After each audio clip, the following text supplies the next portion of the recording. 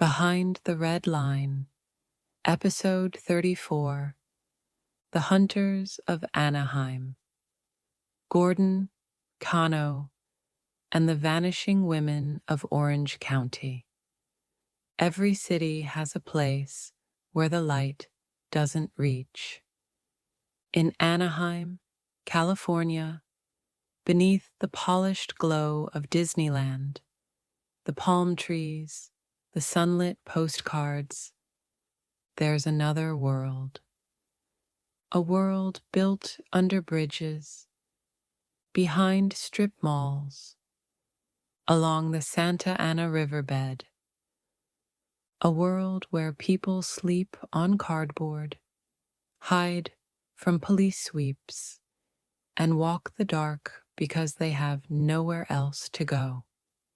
And beginning in 2013, that world became a hunting ground. 4 women, all vulnerable, all struggling, many doing survival sex work, vanished one by one. No witnesses, no noise, just gone. The murders were not accidents, not random, not crimes of passion. They were coordinated, planned, executed by 2 predators who should have never been free. Stephen Dean Gordon and Franc Cano, 2 registered sex offenders bound by ankle monitors, committing murders while wearing GPS trackers that told police where they were every second. And somehow, they still got away with it, until one woman disappeared, who refused to stay silent. Even in death, this is Behind the Red Line. Episode 34, The Hunters of Anaheim. Anaheim sells a fantasy, magic castles, tourist money, endless sunshine. But if you step a few blocks away, under the freeways, behind the motels, down Catella Avenue, the fantasy ends. You find tents, addiction, sex work, survival economies, women who walk at night because daylight is dangerous too, women who trade what they have because the world took everything else. And in 2013, a rumor spread quietly among them. Someone's picking girls off. Someone in a car. You gotta be careful. They're hunting us. But fear doesn't stop hunger, or addiction, or homelessness. So the women kept walking, and 2 men kept hunting. Stephen Gordon was older, a manipulator, a talker, the type who played victim to gain control. Franc Cano was younger, quieter, angrier, more impulsive. Both were registered sex offenders. Both had violated parole repeatedly. Both had been caught tampering with ankle monitors in the past. Both had the same twisted mindset. Vulnerable women were easy prey. They didn't choose victims who were loud, or protected, or surrounded by family. They chose women the system didn't see, women the world looked past, women who were already surviving violence from every direction. To these men, vulnerability wasn't sad. It was an opportunity. Her name was Martha. She lived in the shadows of Anaheim Boulevard, a familiar face in the community.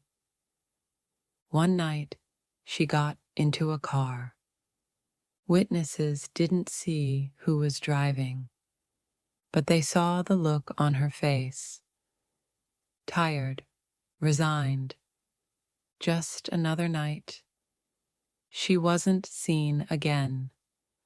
Police barely acknowledged the disappearance. No signs of foul play. High-risk lifestyle. She probably left the area. But she didn't leave. She couldn't, because she had been taken. Months later, another woman vanished. Then another. Each one unhoused. Struggling. Walking alone at night. Known to police as transient. Detectives didn't connect the crimes. Different jurisdictions. Different counties. Different assumptions. Nobody thought two offenders wearing GPS trackers could possibly be committing coordinated murders. But they were. Night after night, they drove around Anaheim like wolves circling a flock, and no one stopped them. Her name was Jare, 21, mixed race, bright smile, sharp humor, a woman with dreams bigger than the sidewalks she walked on. She was last seen behind an industrial bakery just after 3 a.m., walking toward the street, alone. Gordon approached her. Cano stayed in the background, the silent shadow, the lookout. Jare entered the car, but unlike the others, she didn't go quietly. She fought. She screamed. She clawed. And the violence of that struggle would leave evidence that investigators couldn't ignore. Evidence that became the thread that unraveled everything. A few hours later, waste management workers discovered human remains on a conveyor belt. The scene was horrifying. So brutal, so shocking, that even seasoned workers froze. Police were called. Investigators descended. And for the first time, Anaheim realized a killer was active, maybe more than one, and he wasn't afraid of being caught. The victim was identified as Jare and her death became the catalyst, the one death officials couldn't ignore. Investigators did something simple, something that had never been done before. They pulled the GPS data of every registered sex offender in a multi-mile radius over the past 48 hours, and two tracks stood out immediately. Two ankle monitors, two men always together, two signals moving in sync through riverbeds, alleys, industrial zones, known sex work corridors, deserted blocks, dump sites. Their GPS trails formed a map of predation, a hunting route, marked in digital ink. The patterns were undeniable. Stephen Gordon, Franc Cano. They had been circling Jarre in the hours leading up to her disappearance. And when detectives compared their GPS history to the timeline of other missing women, the hair on the back of their necks stood up. These men had been present every time a woman vanished. Gordon cracked first. He talked. Not out of guilt, out of ego. He wanted credit. He wanted attention. He wanted the story told in his words. But the details he shared were chilling. He admitted to luring women. He admitted Cano helped.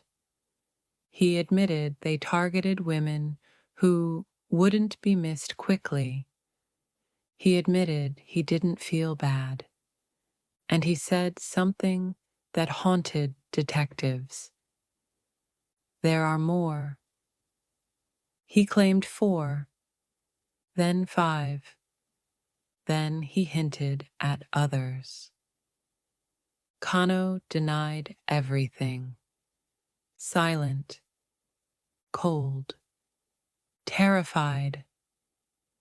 But the GPS didn't lie. The forensic evidence didn't lie.